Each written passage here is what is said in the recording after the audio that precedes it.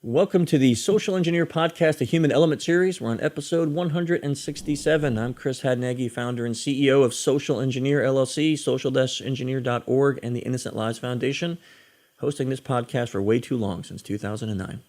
This episode is sponsored by social-engineer.com. You can go there to our website and check it out. By the way, we're revamping it, so maybe by the time this comes out, it will be all brand new. But if you haven't heard, we focus, of course, the name gives it away, on social engineering. I know it's not a big shocker, but we like to help companies learn how they can stay secure and be secure against human-based attacks. As we see now, it's like nonstop, right? Every day there's another breach, usually involving something to do with phishing, vishing now picking up, and even smishing. So we can check out our site there about the different things that we offer and how we can help you stay secure from that, social-engineer.com. If you like the topic of social engineer, we run a Slack channel. And in that, we have over 1,000 people in there now talking about psychology and pretexting and phishing and vishing. We even have a job board. We've had 7 or so people find employment in different parts of InfoSec community. So join us in there. It's a family-friendly chat, non-aggressive, non-confrontational. So come on in and talk to us about social engineering in there. Of course, shout out to Clutch. I'm one of their biggest fans, but they give us the music for the podcast. So if you like them, you can check them out at pro-rock.com. And please don't forget to check out innocentlivesfoundation.org. The amazing team there has been working now for over 4.5 years in unmasking child predators and those who create child abuse material. We've just reached over 400 cases submitted to law enforcement. I'm really proud of that number. And we're continuing our mission. Sadly, with COVID, it's kind of increased, but we are working hard to help law enforcement stop people who are hurting kids. So you can check that out at innocentlivesfoundation.org. Okay, let's get to our guest. I'm really excited today. Don't often have a psychologist, a PhD, that can talk about social engineering. So I'm really excited to be talking with Vanessa Bohns. Vanessa is a social psychologist and professor of organizational behavior at Cornell University. She also holds a PhD from Columbia University and an AB from Brown University. I think you just hit like every university. I don't even know how you did that. Her writing has appeared in New York Times, Wall Street Journal, Harvard Business Review, and her research has been widely featured in media, including the Wall Street Journal, New York Times, The Atlantic, The Economist, and on NPR's Hidden Brain. And if you haven't read it yet, her first book just came out in September, and it's entitled You Have More Influence Than You Think. I cannot thank you enough for being here, Vanessa. Thanks for joining us. Thank you so much for having me. It's such a pleasure.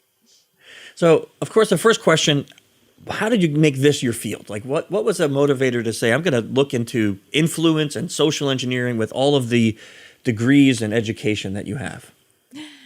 Yeah, that's a good question. And, I think it was a bit of a windy path. I was a psychology major in undergrad, which makes it sound like a very straightforward path to my psychology PhD. But I actually thought I would go into marketing and advertising. And I got what at the time was my dream job at Ogilvy and Mather in New York City right out of college.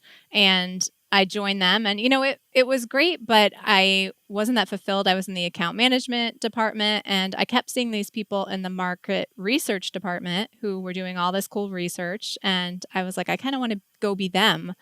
And they all had PhDs. And so I kind of took on a few different jobs in between and then went back and got my PhD, still thinking I was going to end up in advertising.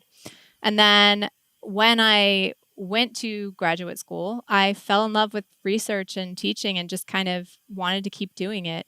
And in particular, I started working with a professor there, Frank Flynn, on social influence. And we were doing a study where, as a graduate student, I would go down to Penn Station every day, go up to people and ask them to participate in my study. So I would go up to people and be like, hey, will you fill out a survey? They would answer, fill it out if they said yes. And I had to do this day after day. And it was absolutely terrifying and traumatizing, which is so silly because it's just asking someone for the simplest thing.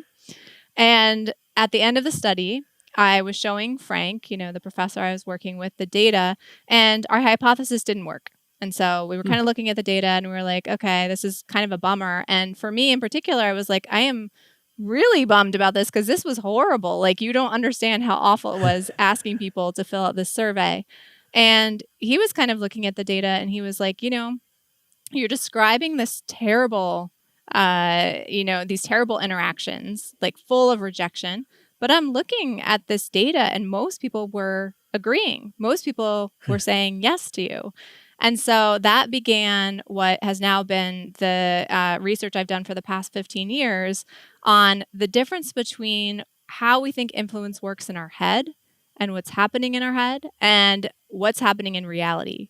And this idea that in our heads, we're so consumed with our own anxieties and the potential for rejection. And in fact, we assume that rejection is much more likely than it is. We assume that people are going to be belligerent and not cooperative and disagreeable, when in fact people default to being cooperative and agreeable and are much more likely to do things for us than we think. And so that's taken me to today, where now I run lots of studies on that very phenomenon. So why do we make the assumption that people are going to be belligerent and rude to us when we make a request? So there's a few reasons. So one is something we call negativity bias, which is that we tend to focus on the negative things that have happened, and those live long in our minds and are very emotionally salient. And so that time that someone did reject us is the thing we think of, as opposed to those 10 times when someone said yes and, it was just a forgettable experience because they said yes and you moved on. So when we sort of reflect on the possibility of what's going to happen if I ask someone for something, those rejections loom large because they tend to be so much more painful. And the part that we actually study the most is this other bias called egocentrism, which is that we're so focused on our own experience of a situation that we're really bad at getting in the other person's head and sort of recognizing what's going on in their head. And so when we're asking someone for something, we're worried about rejection, we're anxious, we're worried about how we're coming across. We forget that that person standing there, right? Imagine you were in their position. Someone comes up to you, they ask you for something. You're worried about appearing like a jerk, right? You're worried about offending this other person, and saying no can, be sort of a risky thing to do. And so, like a socially risky thing to do. And so we forget that, though, when we're in the position of asking someone for something. That is fascinating and beautifully. I mean, I could just see it being like so accurate, because it is hard to think about the other person many times when you're approaching that. But I know from the people that I work with and many of the people I employ here, they get so nervous when they're going to have to make a vision call, or when I send them out on their first engagement, they have to interact with a complete stranger. And I'm like, nothing can happen to you. You're on the phone. Like, nothing can happen. The worst they can do is like hang up on you. That is literally the worst. But they get filled with so much anxiety doing it. That is a great explanation of probably why that happens. Yeah, it's so really, true. really great. And so at this point, we've actually run studies where we've had participants come into the lab. And at this point, they've asked over 15,000 people for things in these 15 years. And it's funny because the way the paradigm works, our experimental paradigm, is we bring people in, we tell them, you're going to go out and ask people to do things. And we've had them ask people for small favors, like a questionnaire like I did. We've had them ask people like to borrow their phone. We've had them ask for charitable donations. And we've also had them ask for unethical things like, will you vandalize this library book? Will you sign your signature on this form that's clearly a lie? And in every case, we tell them you're going to ask people for things. And like the fear in the room is palpable. Like you said, there's just so much anxiety, And then we have them go out and do it. We ask them, how many people do you think are basically going to agree to do this? They go out and do it. They have to get a certain number to agree. They come back. They ask questions like, what if no one agrees, or like, what if this takes way more than that hour we have allotted? And then they come back and they practically bound back into the lab because it's so much easier than they expected. People were so much more agreeable than they expected. And it just took them so much less time than they expected. You could see it on their faces, just the difference. I teach a 4-day social engineering class, and every night they get sent out to do basically what you just said. We send them out to do homework, and they have to go interact with strangers, but everything has to be ethical, right? So none of the vandalism stuff. And every class, there is usually a larger group of people who are like, this isn't going to work. What if I get arrested? I'm like, why are you going to get arrested? Right? I mean, you're asking someone for their full name and a date of birth. That's it. Like, why are you going to, you're not doing anything with that in an elicitation conversation. And like you said, next day they come back in and they're like, I don't understand how that works so well. Right? And it's like life-changing for so many people, like having a conversation. I love it. And do you do that to like demonstrate that it's so easy to get people to just give their personal information to you? So yeah, part of the class is to teach people so there's reasons why people may come. Maybe they come because they want to be a social engineer professionally. Or we've had a large number of salespeople come because they want to increase their sales ability. We've had people that come just because they're an enthusiast or they work in an IT department and they want to know these skills. And all of them, when we send them out, we're telling them, like, you need to understand how this works, either from an attack perspective or a defense perspective. But all of social engineering involves conversation, whether it's phone, email, text, and they're asking you for the craziest things, the attackers. So you got to be comfortable with doing the same thing and going out there. And every night we increase the level of intimacy and ask that they have to get from people in the public. And by day 4, people are shocked that they were running around town getting these amazing questions answered from complete strangers and going, I don't know why that worked. I don't understand it. I love it. Yeah, that's so similar to my experiments. And we have, so I mentioned this to you before we started talking officially, but we have this great experiment where we ask people in the lab, we have 2 groups of people who are randomly assigned. One group we say, if we ran a study where we asked you to unlock your phone and hand it to us so we could search through your phone, would you let us do that? And most people say, no way, right? There's no way I would do that. And another condition, randomly assigned, we don't say that. We just go up and say, hey, will you unlock your phone and hand it over to us? We're gonna search through it in the other room. And 97% of the people we ask unlock their phone and hand it over to us. We were shocked. We didn't think anyone would. We really just didn't think this was going to work. They just hand it over. We walk out. We don't actually search anyone's phones. It's just to show that like it's so easy. Wow. And 97%? It was wild. If you had asked me to guess what number, I would never have thought that high. No, we didn't either. We were completely flabbergasted, and we were sure, we ran the study for 2 weeks before someone said no. We were sure people were going to be saying no all over the place, but they just couldn't find the words. And we would do things like we upped the ante. We said things like, we're going to search your web search history, which we wanted to get something that like no one wants anyone to see what they've been Googling, right? So, and even in that case, the numbers were nearly as high. They were like over 85%.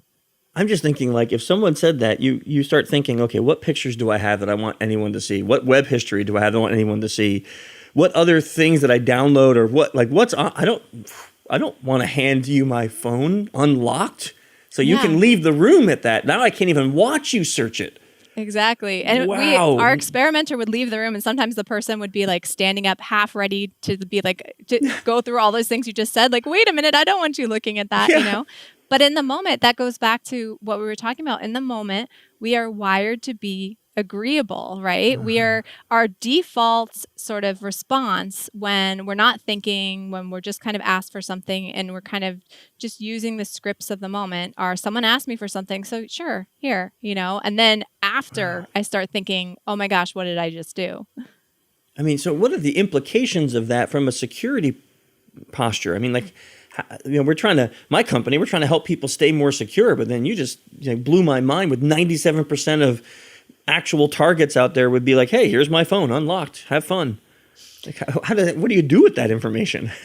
Yeah, I actually think that from a security standpoint, one of the most important findings there is all the people who said that they wouldn't. Right? You have 75% of people saying, I wouldn't do this, but then 97% actually doing it. And so it's really about convincing those 75% of people, if you're trying to keep them safe and keep people safe, that actually in the moment, like, you need a strategy because you would do it. If you're not actually planning ahead, if you're not aware of the power of the situation in these moments, then you actually would do exactly what these people are doing. And you don't think you would. So you're probably overconfident in your ability to sort of say no in the moment. And so it kind of begs the question of what would your strategy be in that moment, right? Do you have a script? Do you have a way of vetting that person? Do you have something you would do if you found yourself in that situation? That's funny. I taught the class I told you about in the UK. And the first time I taught it in the UK, I was in London. And all the Brits came in and they said, this doesn't work in the UK. British people won't talk on the street. And I'm like, well, you guys paid a lot of money to come here, so you're going to go do the homework. Like, that's just it. Like, you're going to do it because that's what you paid for. And they're like, okay, but we're telling you now it's going to fail. Okay. They came back the next day, like, I don't understand how this works. I can't get people to just talk to me on the street, but now it's working. And I'm like, because it's human, right? It's not about British, non-British, wherever you're from in the world, you're human. Exactly. I get that question all the time too, or people always are like, it wouldn't work, insert place here. Yes. And we've now done it in New York City, in Palo Alto, in Toronto. We've done it in Beijing. We've done it in the Netherlands and Amsterdam.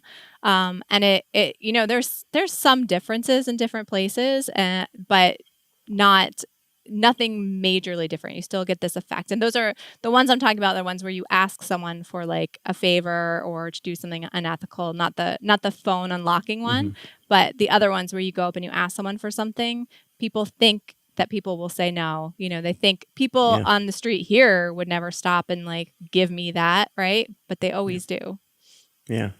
Yeah, that's and New York City, I mean, that's where I hail from originally. I'm shocked. You said go to Penn Station and people just stop and even talk to you. Like, yeah, that is crazy. But you think about too the way that like someone chooses a target, right? Because in our heads, again, like when I was told like I'm going to go to Penn Station and ask people to fill this out, or when we tell our participants like you're going to go ask people to fill something out or to borrow their phone or whatever it is.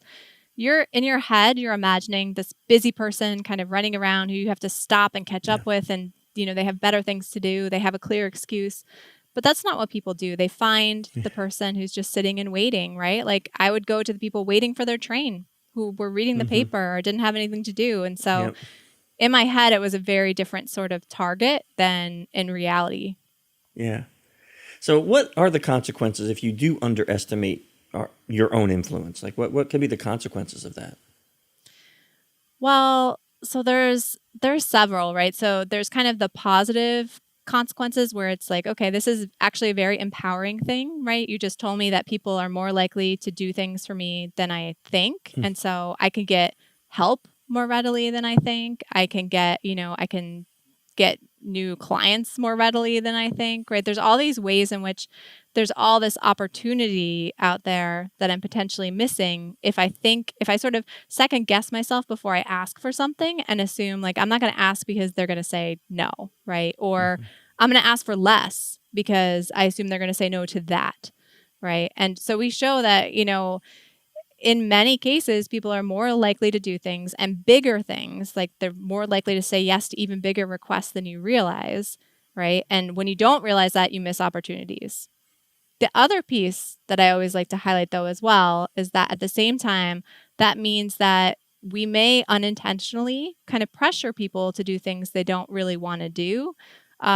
And that can also, be a negative consequence. So if I ask someone to do something and they are only saying yes because they can't say no in the moment and they're going to regret it 2 seconds later, right? Do I really want to have asked them in that way? And so that gets to, I mentioned we have people do these unethical requests, right? So we have people go into libraries and say, I'm playing a prank on my friend.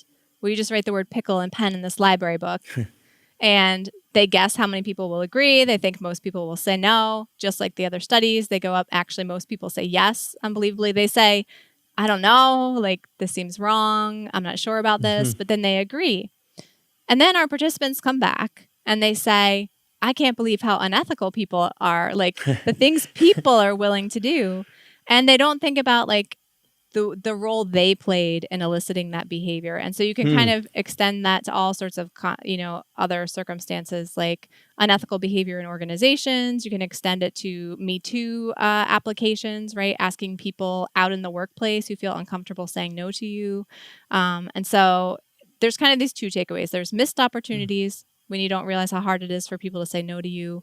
And at the same time, there's potential, unintentional negative influence when you aren't aware of that as well.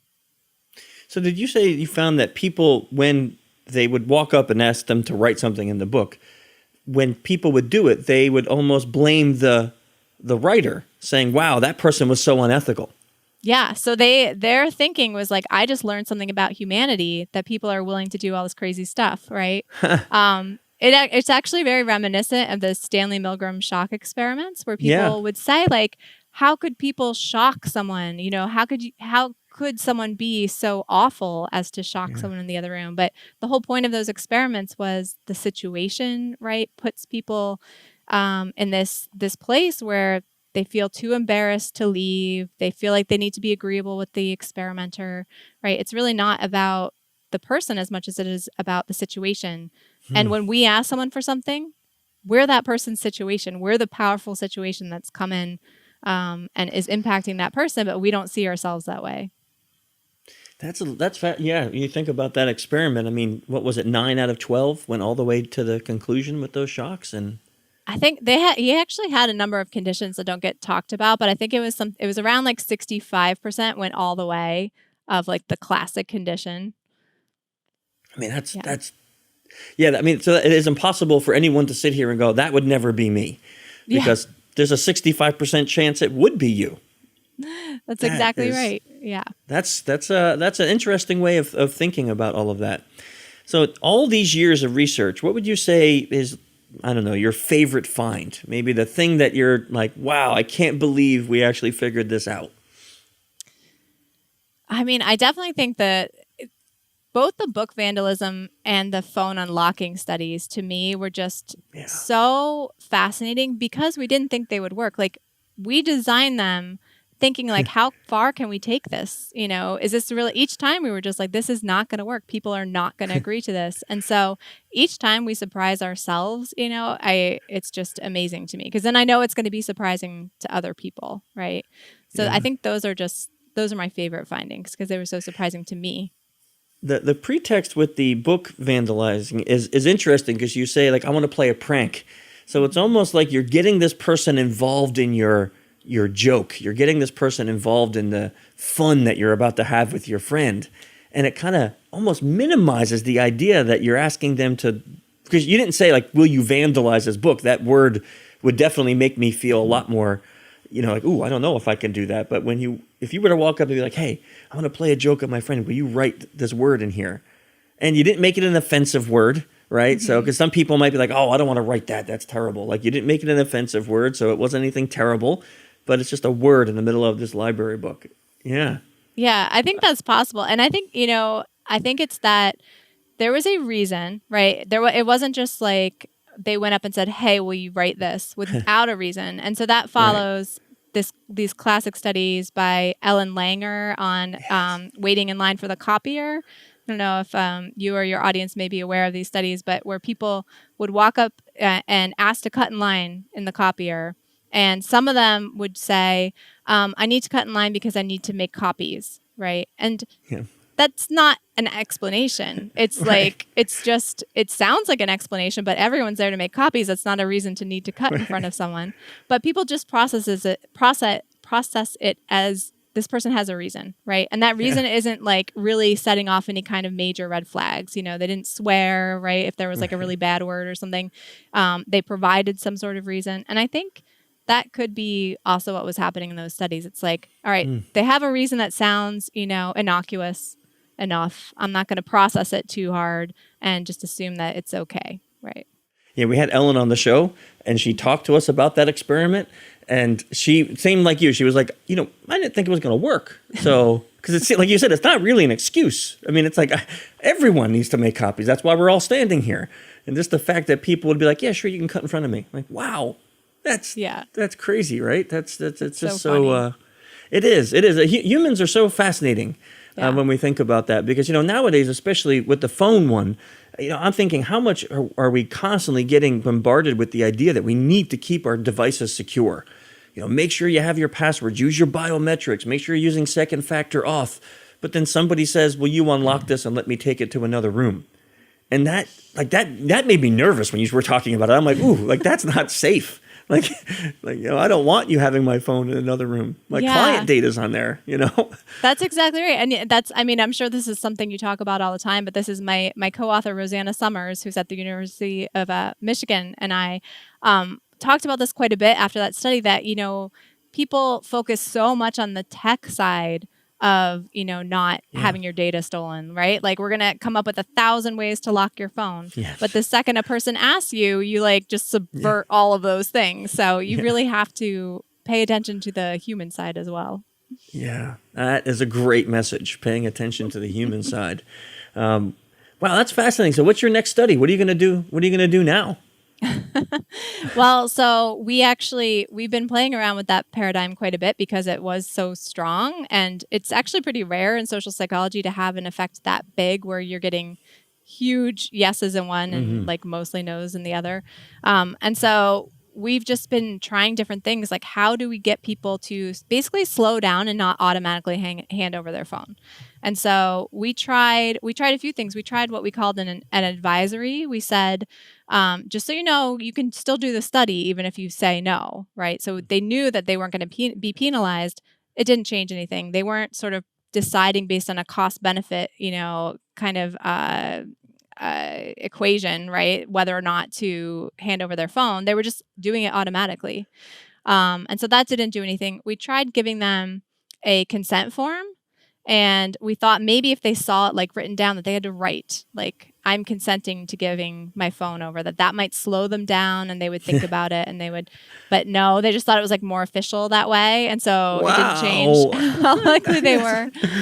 So what we're basically trying to crack this, like how do you get people in that situation to override that, that sort of automatic impulse to be agreeable to that person, right?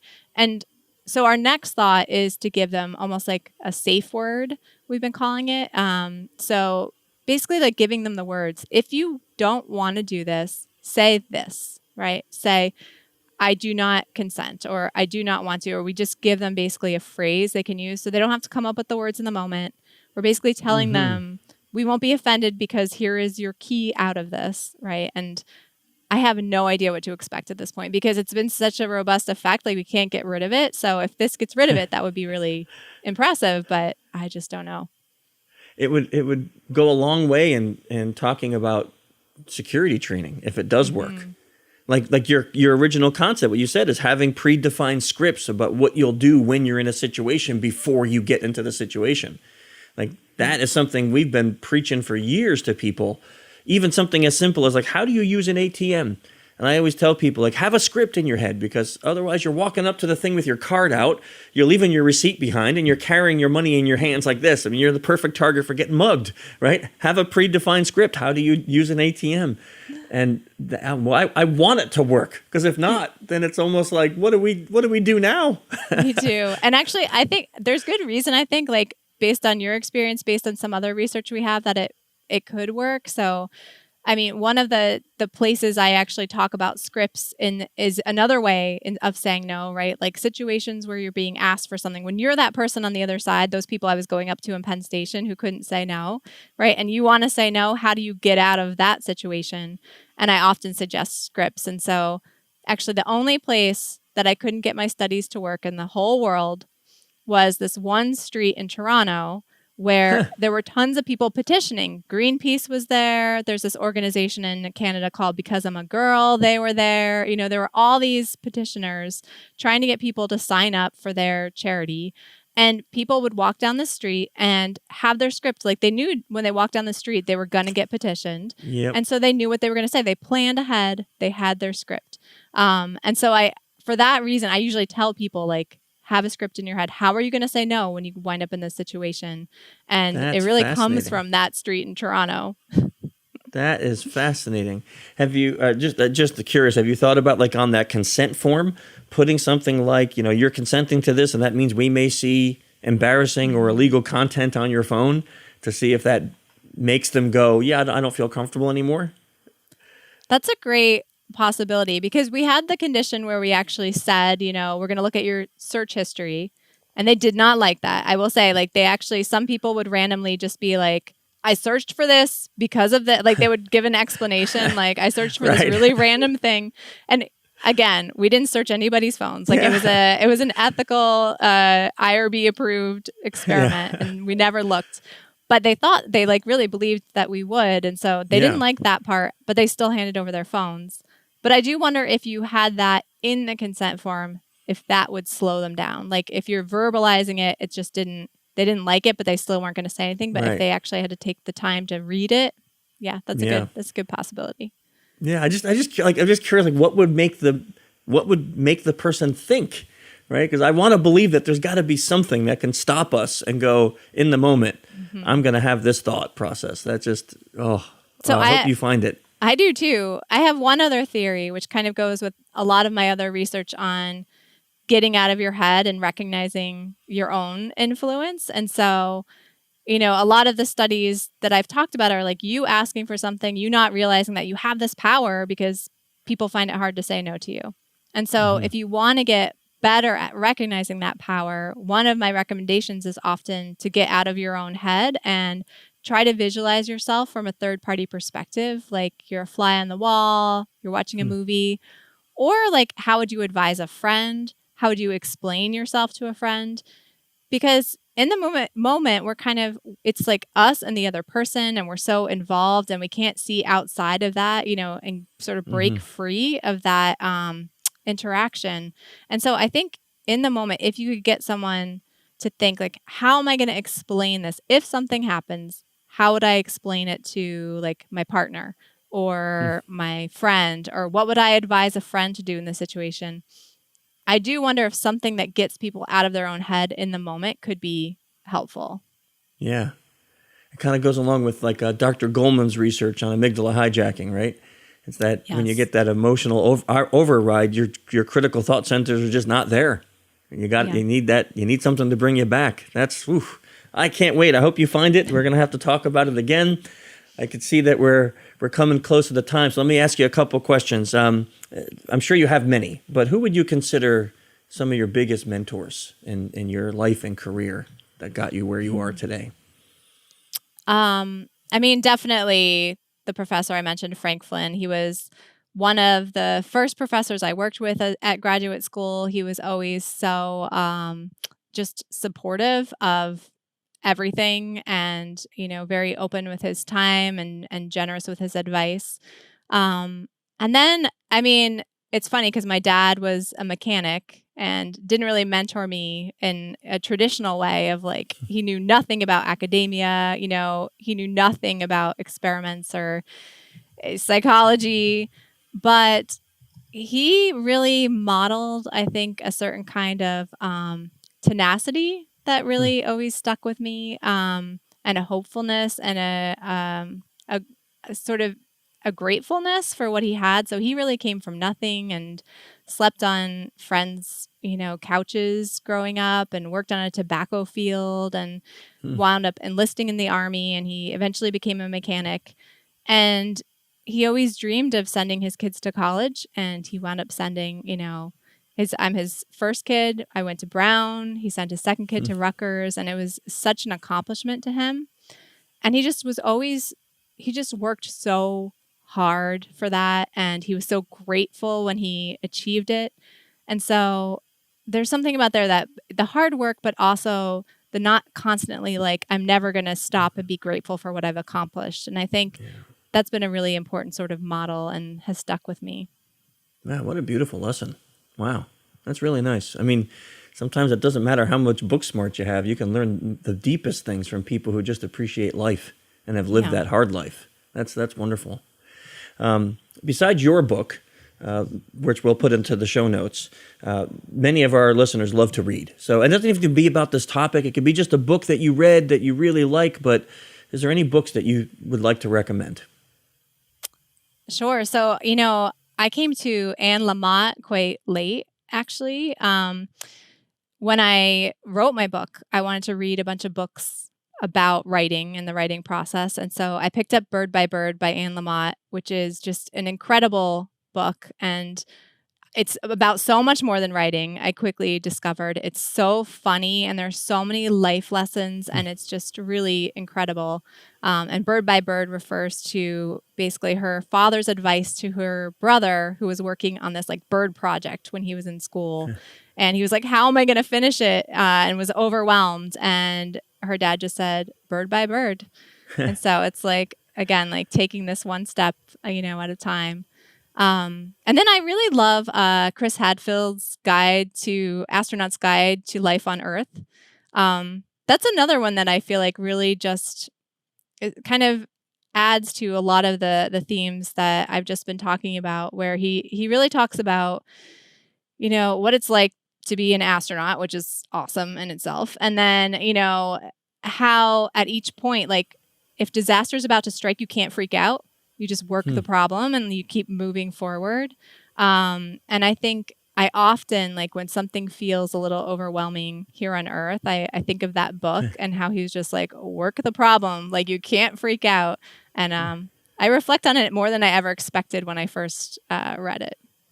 It's nice when you have a book that kind of sticks with you for years and just has that effect on you. I love that. I haven't read that one either, so it sounds wonderful. So, and a smart idea about picking up the Anne Lamott's books before you started writing. That's yeah, very thorough. That's great. That's a good recommendation for many people who are thinking about writing. I can't thank you enough for coming on the show, for sharing your research with us, for doing the research, first of all. I mean, as a professional social engineer, the research that you're doing is so valuable for us to understand. And I hope that you find the answers, because that can really change our whole industry and help us to make people more secure. So I'm rooting for you. Thank you so much. And thank you for your ideas. I love it. I'm going to test them out. Yeah. Oh, I can't wait. I can't wait to hear how it works then. That would be great. Yeah. Thanks for having me. We'll put, I have your website as a connection, so vanessabohns.com, as well as your Twitter, Instagram, and LinkedIn, if people want to connect with you. I know a lot of listeners sometimes like to reach out to the guests and talk about their research, so we'll put all those in the show notes. So if anyone's listening and you'd like to reach out to Dr. Bohns, you can do that through the show notes there, and we'll put all those links there, as well as the books and some links to your research and things like that. So thank you so much for everything. Thank you. That's great. And we thank you all for joining us today. Next time in the Human Element series, we'll be joined by improv expert Clay Drinko. That will be a fun one. So we'll see you next month.